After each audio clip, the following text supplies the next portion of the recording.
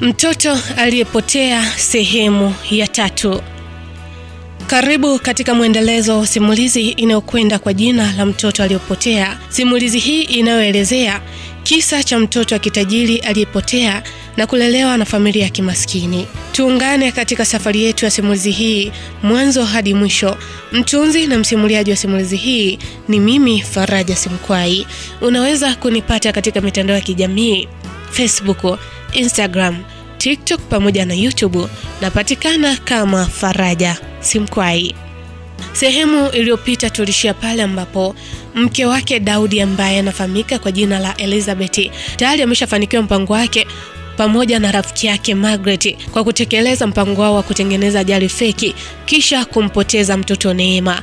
Mpaka muda huo Elizabeth alikuwa hajui kwamba Neema tayari ameshafariki au ameokolewa, lakini wanachojua wao ni kwamba walichukua mwili wa mtoto ambaye alikuwa yuko lika sawa na Neema kisha kumharibu vibaya katika uso wake ili iwe vigumu kutambulika mtoto yule.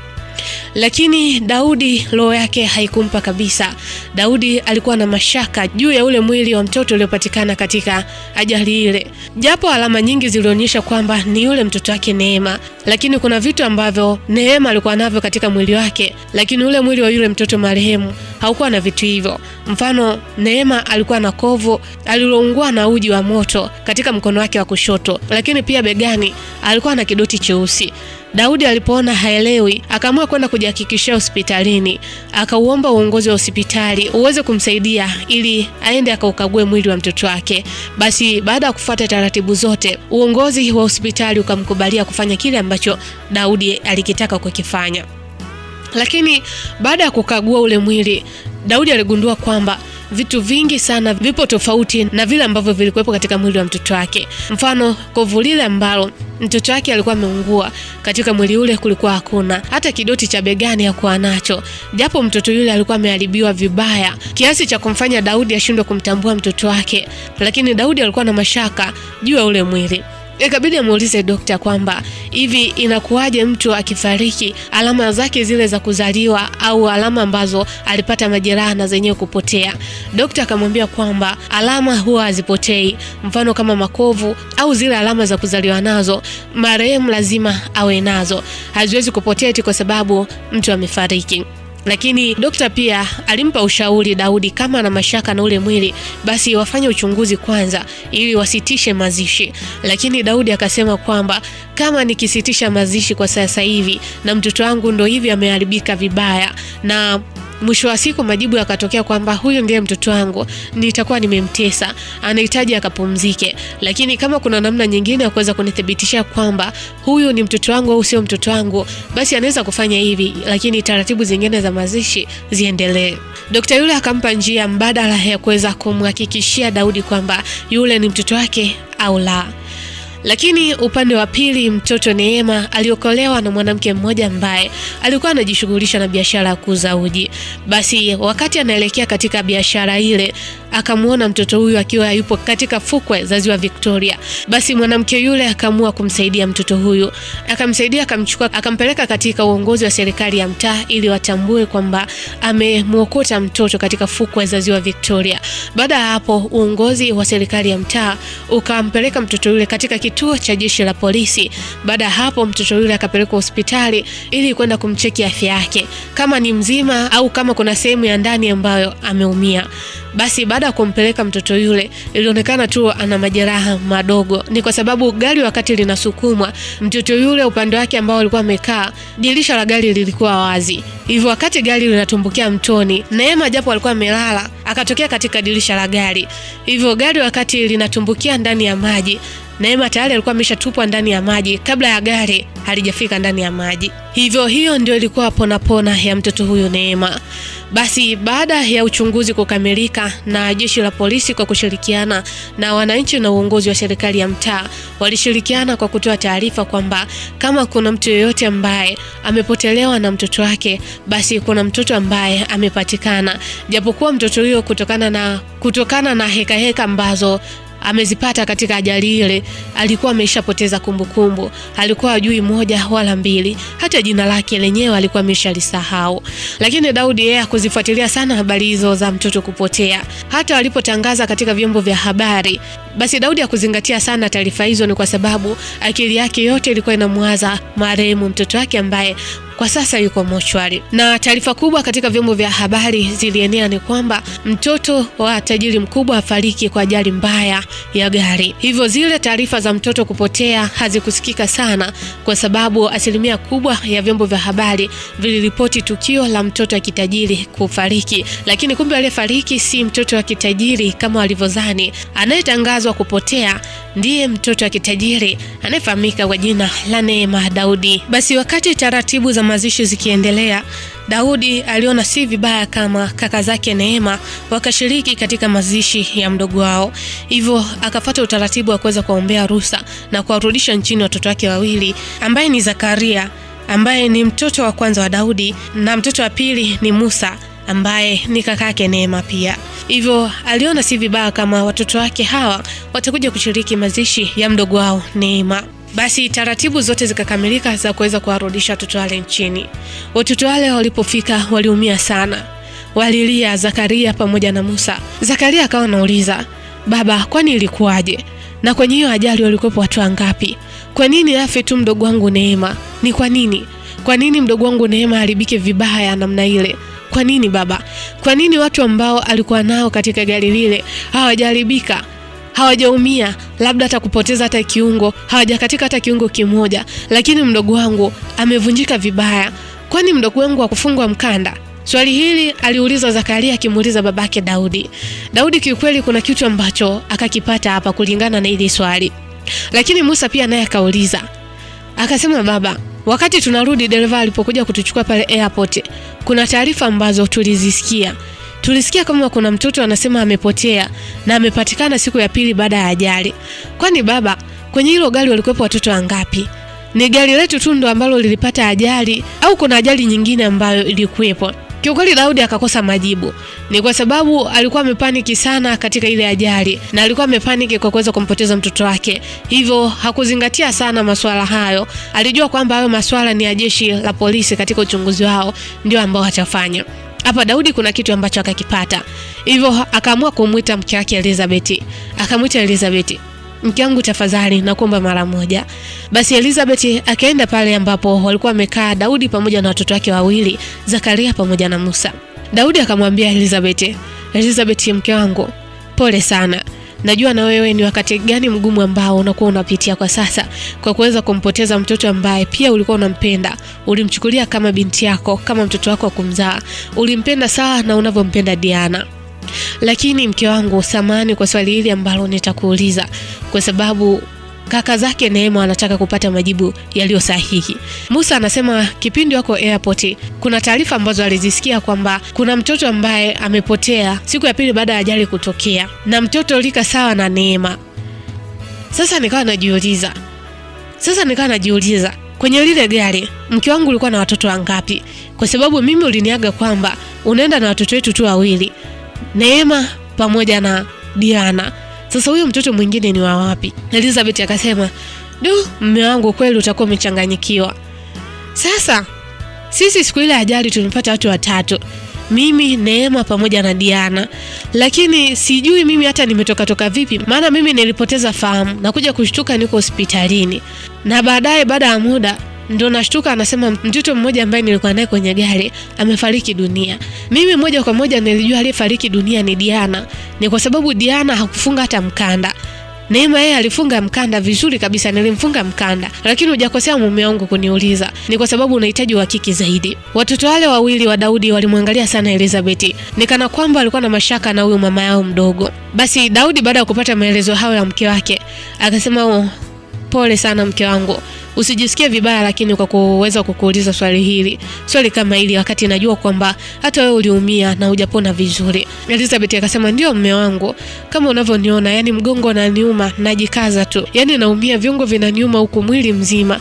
Sijui hata niliumia ndani kwa ndani. Yani sielewi mume wangu." Mume wake akasema, "Sawa mke wangu, nimekuelewa." Basi baada ya maswali hayo, taratibu zingine za mazishi zilikuwa zinaendelea. Zakaria na Musa walilia sana, lakini Zakaria japo alikuwa na umri mdogo, alimuita mdogo wake Musa chumbani kwao, kisha akaanza kuongea.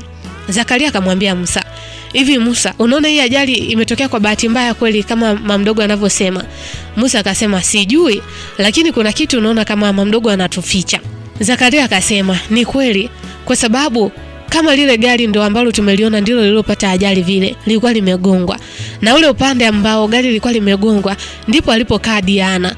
Na Neema alikaa katikati. Nikimaanisha kwamba mtu ambaye alitakiwa kuumia sana ni Diana na sio Neema. Lakini inakuwaje gari lile likagongwa alafu Neema ndo akaribiwa vibaya usoni? Uone kama kuna kitu ambacho tunafichwa hapa mdogo wangu." Musa akasema, "Ni kweli kaka, lakini acha tuache jeshi la polisi lifanye uchunguzi wake." Zakaria akasema, "Sawa mdogo wangu, lakini kama baba tayari ameshathibitisha kama yule ni mdogo wetu, itabidi tukubali ukweli na tusije tukatengeneza chuki ambazo zitakuja kuivuruga familia yetu. Ukumbuke shuleni tumejifunza vitu vingi sana vizuri. Tumefundishwa kuwa na upendo na familia, tumefundishwa kuijenga familia, tumefundishwa kujenga na si kuisambaratisha familia. Lakini ukumbuke kwamba mwalimu aliyotufundisha kwamba kama kuna kitu ambacho una mashaka nacho, kifanyie uchunguzi kabla hujakizungumza. Tumia hata muda mrefu kwa ajili ya kukusanya ushahidi ili uje kuwa na uhakika na kile ambacho unakiongea." Musa akasema, "Ndio kaka, nimekuelewa. Mimi nafikiri tutafanya kila kitu kwa ajili ya kuweza kumtafuta mdogo wetu, na haki lazima ipatikane. Tutamtafuta kwa udi na uvumba yule aliyesababisha ajali, kwa sababu mashuhuda wanasema gari lile lilikuwa limetega sehemu, nikana kwamba mtu yule alikuwa amekusudia kugonga gari lile." Zakaria akasema, "Sawa mdogo wangu, basi tukashiriki katika mazishi ya mdogo wetu." Basi taratibu za mazishi zikaendelea pale nyumbani. Kwa kuwa ilikuwa ni familia ya kitajiri, basi matajiri, wafanyabiashara wakubwa pamoja na wanasiasa walifika kumpa pole. Ni kwa kuwa alikuwa na ushirikiano mzuri na watu hawa. Alikuwa na ushirikiano mzuri kwa wafanyabiashara, wafanyakazi, taasisi mbalimbali za kiserikali na taasisi za kibinafsi. Hivyo watu wengi walikuwa wanafika, wengine wakituma salamu za pole kwa njia mbalimbali. Basi upande wa pili, baada ya Neema kugundulika kwamba amepoteza kumbukumbu na hakuna mtu ambaye ametoa taarifa au amelalamika kupotelewa na mtoto wake, mtoto yule akawa hana sehemu ya kukaa. Basi mwanamke yule ambaye alikuwa amemwokota akaliomba jeshi la polisi hadi pale wazazi wake wa ukweli watakapopatikana atamlea kwa kila kitu, kwa sababu walikuwa wanataka kumpeleka katika vituo vya kulelea watoto yatima. Mwanamke yule aliona sio mbaya kama atamchukua Neema na kuanza kumlea. Walimuuliza kama anajiweza kumlea yule mtoto, kukidhi mahitaji, kumpeleka shule na mengine mengi. Mwanamke yule alikiri kwamba anaweza kumlea Neema tena katika maisha mazuri yenye furaha. Japo kipato chake ni cha chini, lakini atamfanya Neema kuwa mtoto bora zaidi kuliko vile ambavyo anafikiria. Basi kabidi ufuate utaratibu wa kuweza kumkabidhi yule mtoto. Hatimaye utaratibu ukakamilika na mwanamke yule akakabidhiwa Neema. Mwanamke yule akambadilisha jina mtoto yule, akamuita jina la Upendo. Basi tangu siku ile maisha mapya ya Neema yakaanza. Mwanamke yule alikuwa anapambana sana, japo umri wake ulikuwa umeenda. Alikuwa na miaka kama 53 hivi, lakini alipambana usiku na mchana kuhakikisha kwamba Neema anakuwa katika mazingira mazuri. Neema ashindi njaa, Neema anakula na kunywa, Neema anapata malazi yote ambayo yanatakiwa. Basi Neema kadri anavyozidi kukua, akawa anafahamu kwamba yule ndiye mzazi wake. Baada ya miaka 2, basi bibi yule baada ya kujitafuta sana kimaisha na kuona kwamba mjini maisha yamekuwa magumu, ikabidi ahame na kurudi mkoani kwao Kilimanjaro, katika wilaya moja ya Rombo. Huko ndiko ambako alikuwa na kiwanja na nyumba ndogo. Hapo ndipo ambapo akaanza maisha rasmi akiwa yeye pamoja na Neema, ambapo kwa wakati huo alimpa jina la Upendo. Basi Neema alikuwa akikua akijua kwamba jina lake yeye anaitwa Upendo, na mwanamke yule alikuwa anafahamika kwa jina la Maria. Basi baada ya Neema kufikisha miaka 5, mwanamke yule akaamua kumpeleka shuleni. Mtoto yule alikuwa ni binti mzuri sana. Kadri alivyokuwa anazidi kukua, uzuri wake ulijionyesha dhahiri. Mwanamke huyo alimfundisha maadili mema mtoto huyo. Alimfundisha namna ya kumcha Mungu, alimfundisha namna ya kuwa mtoto bora, alimfundisha kusaidia watu wasiojiweza, alimfundisha kila kitu kizuri. Kwa hiyo Neema alikuwa katika maadili hayo. Huku upande wa pili kwa mzee Daudi, watoto zake Zakaria pamoja na Musa wakarudi tena masomoni ambapo walikuwa wanasomea nje ya nchi. Basi pale nyumbani kwa Daudi alibaki tu binti mmoja ambaye ni Diana, ambaye ni mtoto wa Elizabeth. Basi Daudi akahamishia upendo wote kwa mtoto wake huyo Diana. Ni kwa sababu Diana alikuwa na umri sawa na Neema, hivyo aliamini kwamba kuwa karibu na Diana basi anajihisi kwamba yuko karibu na mtoto wake Neema, hivyo akajikuta anampenda zaidi Diana kadri siku zilivyozidi kwenda. Basi Elizabeth wakawa wanasiliana na Mage. Elizabeth siku moja akamwambia, Mage vipi? Mage akamwambia, poa bwana, unaendeleaje? Akasema, naendelea vizuri bwana, lakini ujue mwenzako, kuna siku nilikaa katika kiti cha moto. Mage akamwambia, ulikaa katika kiti cha moto? Elizabeth akasema, ndio. Yaani watoto wa huyu Daudi wana akili kama mchwa. Yaani watoto wanapeleleza zaidi ya jeshi la polisi jamani. Mage akasema, ilikuwaje? Elizabeth akamwambia Mage, yaani kipindi kile kabla hatujamzika yule mtoto, si Zakaria na Musa akaanza kuhoji, ilikuwaje wakati ambaye ilibidi aumie zaidi ni Diana na mamake, Neema alikuwa amekaa katikati. Yaani waliongea mambo mengi kweli. Mage akasema, achana nao bwana, unajua hao ni watoto afu anajifanya wasomi.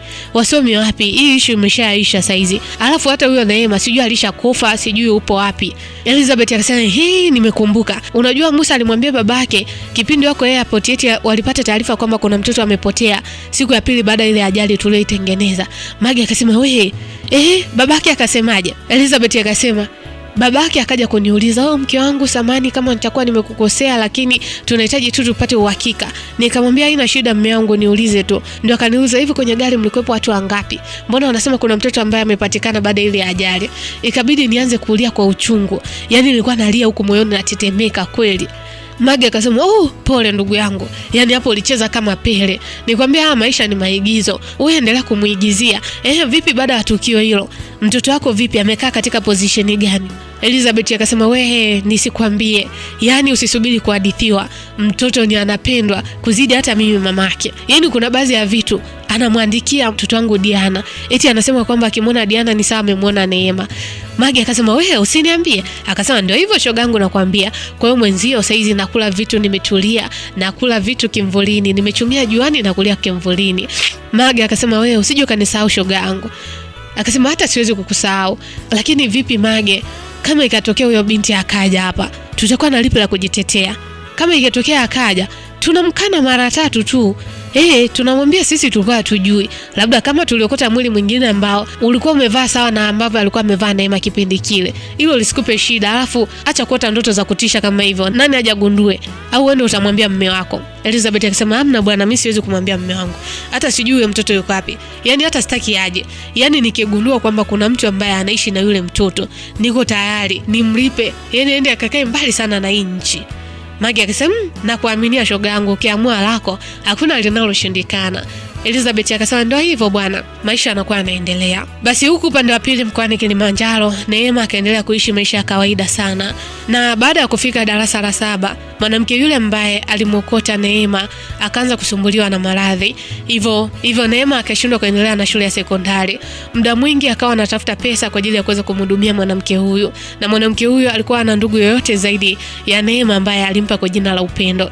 Na Upendo mara nyingi alikuwa anamuuliza mwanamke huyu, mama, hivi kwa nini mimi huwa anaitwa Upendo Maria wakati shuleni wenzangu walikuwa anaitwa labda mfano mtu anaitwa Upendo, anaitwa Upendo Michael, anaitwa Upendo Godfrey, lakini mimi naitwa Upendo Maria?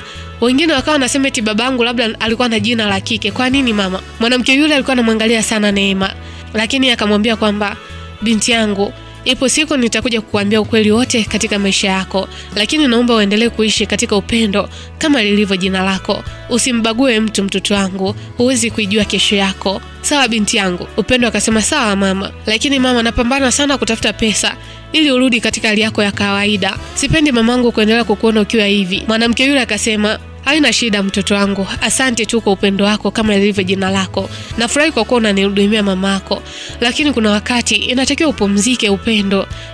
Kwa nini unajichosha kazi kiasi hiki? Angalia binti mrembo mpaka unapauka. Hebu wewe unakata ndani siku moja. Ukifanya kazi kwa bidii, mfano ukapata tu hela ya kula leo na kesho, basi kesho unapumzika, unaenda tena kesho kutwa. Upendo akamwambia, nipumzike? Nikipumzika ukizidiwa ghafla afu hatuna hata 100 ndani, unafikiri jamii itatuchukuliaje? Maria akamwambia, sawa mwanangu, nimekuelewa. Pambana, lakini usizidishe sana mtoto wangu, wewe ni mtoto wa kike. kuna muda utafika utatakiwa kuolewa. Na mimi hapa nikiangalia kabisa, nilikuwa na ndoto kubwa juu yako. Nilikuwa natamani usome mpaka ufike level ya juu, lakini ndio hivyo, juhudi zangu zimeishia hapa. Naomba usinichoke binti yangu." Neema akamwambia mamake, "Sawa mama, nimekuelewa."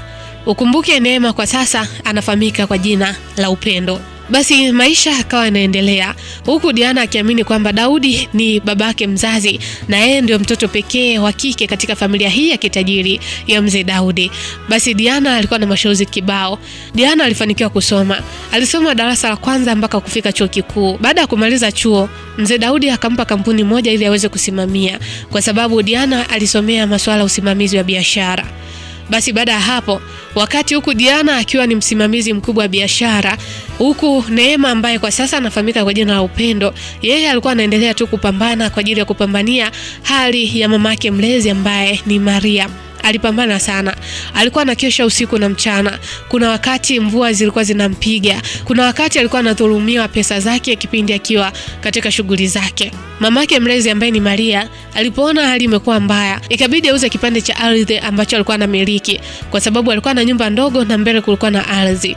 Basi ikabidi auze ili apate pesa za kukidhi mahitaji mengine, ikiwezekana pesa hizo ampatie Maria akaanzisha biashara ya kuweza kumuingizia kipato kila siku pale nyumbani. Achana na zile kazi za kutumikishwa, mara anatukanwa, anadhalilishwa. Ni kitendo ambacho kilikuwa kinamuumiza sana Maria kuona binti yake anadharauliwa eti kwa sababu tu wao ni maskini. Basi wakati ametangaza kuuza ile biashara, kuna kijana mmoja wa familia ya kitajiri alikuwa anataka kuwekeza pale. Kijana yule alikuwa anafahamika kwa jina la Akram. Kijana huyu alikuwa ametoka katika familia ya kitajiri na alienda mkoani Kilimanjaro kwa ajili ya kutafuta maeneo ya kuweza kujiwekeza. Na alipofika eneo lile la mwanamke huyu Maria, alilipenda sana eneo lile. Ni kwa sababu lilikuwa limekaa kibiashara zaidi. Lilikuwa ni eneo zuri. Basi kijana yule Akram akaomba aweze kuzungumza na mmiliki wa eneo lile. Basi watu wakaenda kumwelekeza kwamba mmiliki wa eneo lile ni mwanamke ambaye anaishi na binti yake na wana maisha magumu sana. Hivyo kama anataka kuchukua eneo lile, basi itakuwa ni rahisi kwake. Yule kijana baada ya kupata taarifa zile, ikabidi aanze kufuatilia. Ilikuwa ni siku ya Jumatano jioni. Kijana yule Akram akiwa na msururu wa magari ya kifahari ambayo yalikuwa kimsindikiza, alifika katika eneo lile. Baada ya kufika pale, akagonga mlango. Alimkuta Maria akiwa anaendelea kupika. Maria alishtuka sana kuona msururu mrefu sana wa magari, tena ya kifahari. Akaogopa, akawa anaanza kimoyomoyo, magari yote nyumbani kwangu yamefuata nini? Sijaifanya kitu chochote kibaya, wala sijai mdhulumu mtu. Au hawa ni wazazi wa Upendo, wamekuja kumtafuta mtoto wao. Usikute Upendo ni mtoto wa kitajiri. Wamemtafuta kwa muda mrefu na wameshindwa kumpata, na leo wamempata. Itakuwaje? Binti yangu nimemzoea sana jamani. Ikabidi tu atoke nje kishungo pande ili akafungue mlango. Alipofungua mlango, akakutana na tabasamu bashasha la kijana huyu anayefahamika kwa jina la Akram. Akamwambia, "Hodi mama." Mariam akajibu, "Karibu mwanangu. Karibu upite ndani." Akram akapita huku walinzi wakibaki nje. Akram akaeleza shida iliyompeleka pale. Maria akasema, "Ni kweli mimi hapa naishi na binti yangu, lakini hili ndio eneo pekee ambalo nalitegemea mimi na pamoja na binti yangu. Hata hivyo nilikuwa nauza kipande kidogo tu cha eneo hili ili nipate pesa, kwa sababu ukiangalia maisha yetu ni maisha haziki sana na sitaki mtoto wangu aendelee kuteseka. Nilikuwa nauza ni kwa sababu nipate tu angalau mtaji wa kuweza kumwezesha binti yangu." Kijana yule akasema, "Kwani binti yako yuko wapi? Yuko shuleni au yuko wapi?" Maria akasema, "Hapana, binti yangu hajabahatika kusoma. Ni kulingana na hali yetu ya kiuchumi ilivyo. Saizi yuko katika shughuli ndogo ndogo tu anajishughulisha mtaani. Ila muda si mrefu atafika hapa." Akram akasema, "Sasa mama, kama ulikuwa unataka uuze kipande kidogo cha eneo, mimi nataka ninunue eneo zima. Ukatafuta eneo lingine mamangu, na nitakupa pesa mara mbili ya ile ambayo ulikuwa unauza hapa." Mariam akasema, "Sawa, unachokiongea ni kweli mtoto wangu, lakini pesa ni kama shetani. Nikizishika tu mambo mengi yatakuepo, na ukizingatia mimi ni mgonjwa, naweza nikazishika hizo pesa alafu magonjwa akaibuka, nikajikuta pesa zote nazipeleka katika matibabu. Vipi kuhusu binti yangu huko nje? Atafikia wapi kijana wangu? Ndio maana nilikuwa nauza tu eneo dogo." Wakati wanaendelea kuongea hayo, Neema alikuwa anarudi katika mishemishe zake. Alipofika alishangaa sana kuona msururu mrefu wa magari. Akashangaa, au hawa ni wateja ambao mama aliniambia anataka kuuza hichi kiwanja. Sasa hata kama ni wateja, ndio aje na magari yote haya? ila matajiri jamani wanachezea sana pesa. Hawajui watu tuna maisha magumu huko. Yaani sisi tunahangaika huko mtaani, tunarudi na 1000, 2000, tukipata hela kubwa ni 5000. Basi moja kwa moja Neema akaingia ndani. Alipofika ndani, mamake akamwambia, "Oh, Upendo, karibu mwanangu. Yaani bora umefika wakati mwafaka." Neema akamwambia, "Ndio mama, kuna nini kwani?" Mamake akamwambia, "Mwanangu, huyu ni kijana anaitwa Akram. Amesikia tangazo kwamba tunauza kipande cha eneo letu. Hivyo yeye ni mwekezaji na ni mfanyabiashara mkubwa sana. Alikuwa anaomba apate eneo lote ili sisi tukipata pesa tukanunue eneo jingine." Neema akasema, "Oh, sawa, ni wazo zuri. Lakini mama, unajua kabisa kwamba wewe unaumwa na hichi kiwanja tulikuwa tunauza ili pesa zingine tupate kwa ajili ya biashara na pesa zingine tupate kwa ajili ya matibabu. Haya, ukiuza eneo lote tutaishi wapi? Na unajua na hali yako hiyo ilivyo." Akram kwa kweli alikuwa anamwangalia sana binti huyu. Alikuwa anamwangalia kwa jicho lenye upendo mkubwa sana ndani yake. Yaani kila neno ambalo alikuwa anatamka Neema, Akram alikuwa anatabasamu. "Wewe ndugu mnunuaji, yaani mimi naongea unanicheka, unanidharau, si ndio? Yaani katika maisha yangu sipendi dharau hata kidogo. Sipendi dharau, nitakuchakaza na hao mabonza wako hapo nje hawatanifanya chochote." Mamake akamwambia, "Upendo bwana. Nini sasa? Ndio huo upendo ambao nimekufundisha kama ilivyo jina lako." Akram akaniambia, "Wow. Yaani una upendo kama lilivyo jina lako. Na kuangalia ni kwa sababu nimeona namna unavyomjali mama yako. Ni mabinti wachache sana ambao wana akili kama zako Upendo. Jina langu naitwa Akram. Ni mfanyabiashara mkubwa sana hapa Tanzania, ndani na mipaka nje ya Tanzania. Nimependa ujasiri wako binti. Nafikiri mkae mjadiliane. Siku ya Jumapili nitakuja." Kisha Akram akaaga na kuondoka, lakini wakati anaondoka akampatia shilingi 100,000 Neema, ambaye anafahamika kwa jina la Upendo. Upendo akamwambia, "Pesa za nini hizi? Unanipa rushwa? Yaani mimi huwa sipokei pesa ambayo sijafanyia kazi. Yaani kaka, kama unajidanganya ndio huo unawaonga watu wa huko wa kwenu. Unataka kuuzia kiwanja, unaanza kupunguza hela kidogo kidogo. Yaani hapa kwangu umenoa. Hizo pesa chukua nenda nazo." Akram akamwambia, Upendo, yaani hata upendezi kukasirika. Nimekupa hii 100,000 ni kwa sababu mama yako wakati anafika hapa nimekuta anakohoa sana. Hii ni pesa tu kwa ajili ya matibabu. Kama mtaki nije ninunue kiwanja chenu, pia sio vibaya. Mimi nitaacha tu muendelee na maisha yenu." Maria akamwambia Neema, "Wewe Upendo, pokea, amekupa kwa upendo wa dhati. Ni kweli anapofika hapa nilikuwa nakohoa kweli binti yangu." Ikabidi Maria ashukule kwa Akram. "Asante sana mwanangu, asante sana. Yaani huyu binti yangu nimemzoea hivyo. Amezoea kuitumia pesa anaoitafuta yeye mwenyewe. Na ameshangaa sana kwa sababu kushika 100,000 kwa wakati mmoja na hajaifanyia kazi. Ni lazima apate mshtuko. Kwa hiyo msamee tu bure." Akram akasema, "Haina shida mama, ila nitajitahidi kila wakati nitakuwa nakuja kuwatembelea." Neema akamwambia Akram, "Wewe unakuja kututembelea? Yaani wewe unakuja kututembelea baada ya kukuzia kiwanja au inakuaje?" Akram akasema, "Unaongea sana Upendo. Basi mimi ninawatakia siku njema."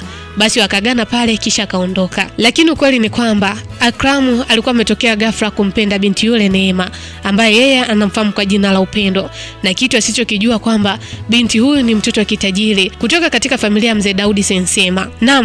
Na huo ndio mwisho wa sehemu ya 3 ya simulizi yetu pendwa inayokwenda kwa jina la Mtoto Aliyepotea. Je, nini ambacho kitatokea kati ya Diana, Akram pamoja na Neema ambaye kwa sasa anafahamika kwa jina la Upendo? Usikose kufuatilia mwendelezo wa simulizi hii. Mtunzi na msimuliaji wa simulizi hii ni mimi Faraja Simkwai. Unaweza kunipata katika mitandao ya kijamii Facebook, Instagram, TikTok pamoja na YouTube. Napatikana kama Faraja Simkwai. Mtoto Aliyepotea.